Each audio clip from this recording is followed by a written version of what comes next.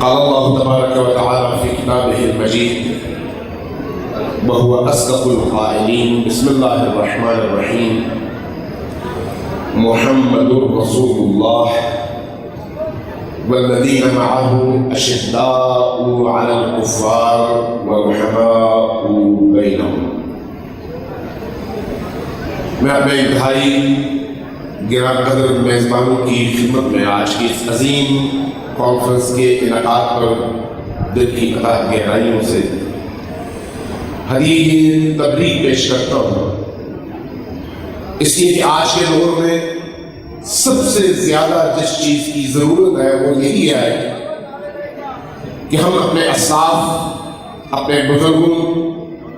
اور اپنے دینی ہیروز کی سیرت اور ان کی سنت کو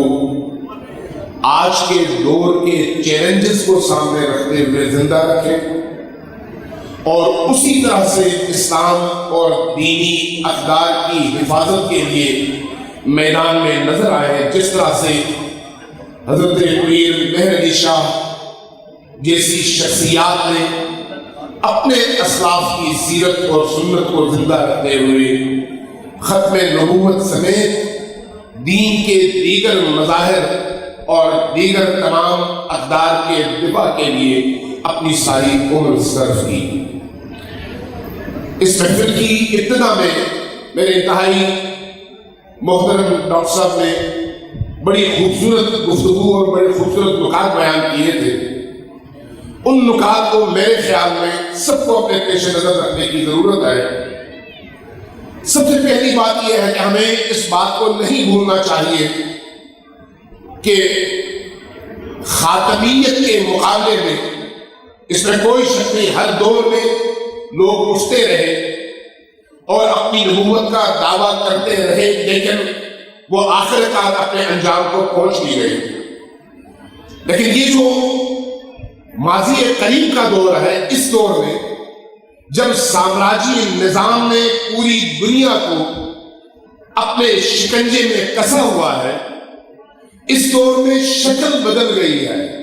صورت بدل گئی ہے۔ اب انڈیویجولز نہیں اٹھتے ختم نبوت کی اس تحریک کے مقابلے میں، اب انفرادی طور پر لوگ نہیں اٹھتے کسی گوشے میں، کسی کونے میں نبوت کے جھوٹے دعوے دار کے طور پر، بلکہ سامراجی وہ نظام جس کی نگاہوں کے سامنے آج بھی یہ بات محرز ہے کہ عالم بشریت کی اگر نجات کسی چیز میں پنہاں ہے تو وہ صرف اور صرف نبی خاتم صلی اللہ علیہ وآلہ وسلم کی پیروی میں ہے۔ ان پر یہ بات آیا ہے کہ آج بھی اگر عالم انسانیت کی نجات کسی چیز میں پنہاں ہے اور کفر اور شرک کا خاتمہ کسی چیز میں پنہاں ہے تو وہ نبی مکرم اسلام کی پیروی ہے۔ ان پر یہ بات واضح ہے کہ آج بھی اگر کوئی قوت ایسی ہے جو پوری دنیا کے 7 ارب سے زیادہ انسانوں کو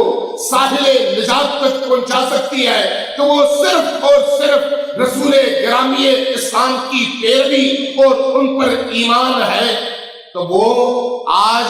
نبی خاتم کی محبت کو ہمارے دلوں سے نکالنے کے لیے اپنے اسی ایجنڈے کے تحت ایسے لوگوں کو تیار کرتے ہیں اور ایسے مسائل اٹھاتے ہیں جس سے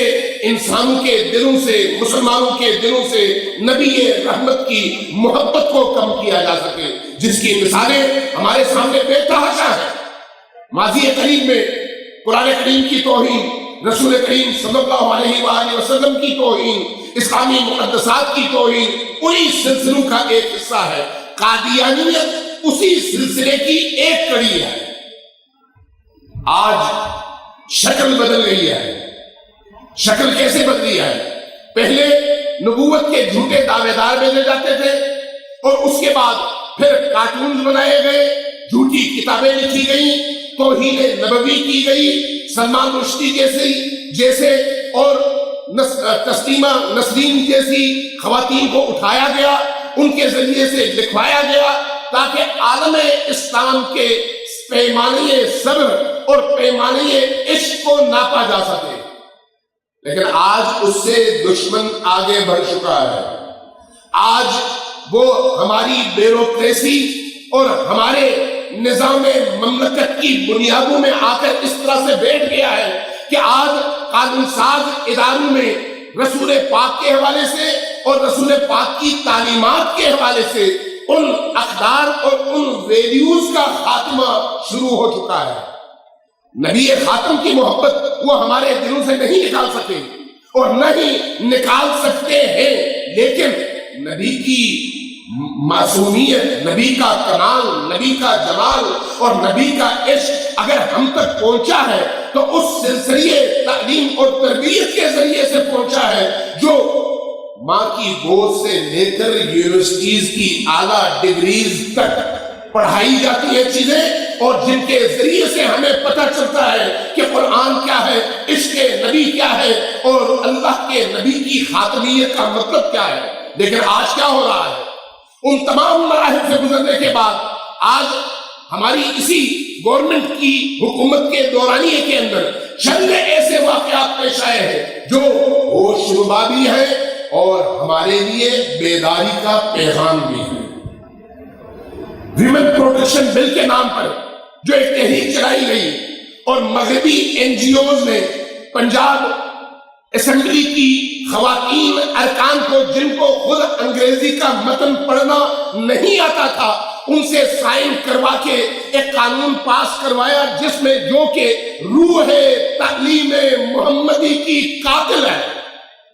لیکن اس کے باوجود خاموشی رہی. اگرچہ ادھر ادھر سے باتیں ہوئی لیکن کوئی ایسا ریئیکشن جو اس طرح کی قانون سازی کا رستہ روک سکے سامنے نہیں آیا. اور ابھی حال ہی میں اسی ہفتے میں نیا نصاب تعلیم سامنے آیا ہے. نئے نصاب تعلیم میں نبی کریم کا اسم گرامی اور سابقہ متون درسی میں سے، سابقہ کتابوں میں سے، پہلی کلاس سے لے کر میٹرک تک کے نصاب میں سے جہاں جہاں نبی کا تذکرہ تھا،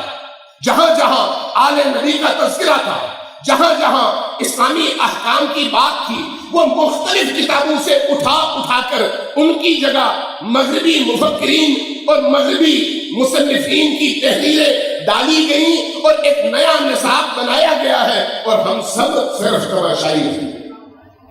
اس کا کیا مطلب ہے؟ اس کا مطلب یہ ہے کہ آئندہ آنے والی نسل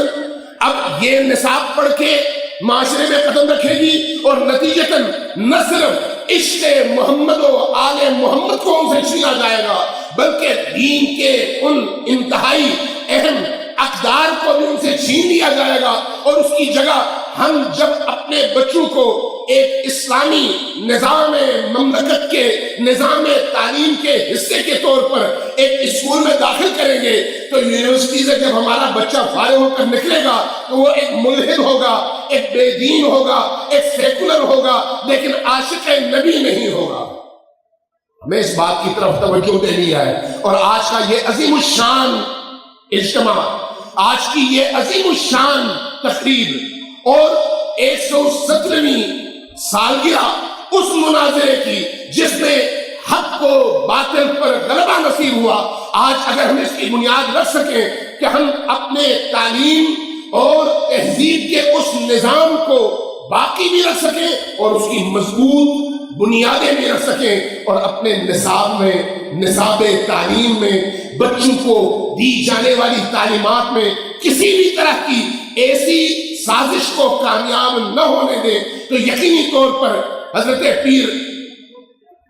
سیدنا پیر مہر علی شاہ صاحب اللہ مقامہ الشریف کی روح ہم سے خوش بھی ہوگی، راضی بھی ہوگی، اور آج کے دور میں یقینی طور پر پھر وہی کردار ہمارے بھی حصے میں آئے گا جو کردار انہوں نے اپنے دور میں ادا کیا اور آج ہم ان کو خراج تحسین پیش کرتے ہیں. والسلام علیکم ورحمۃ اللہ وبرکاتہ.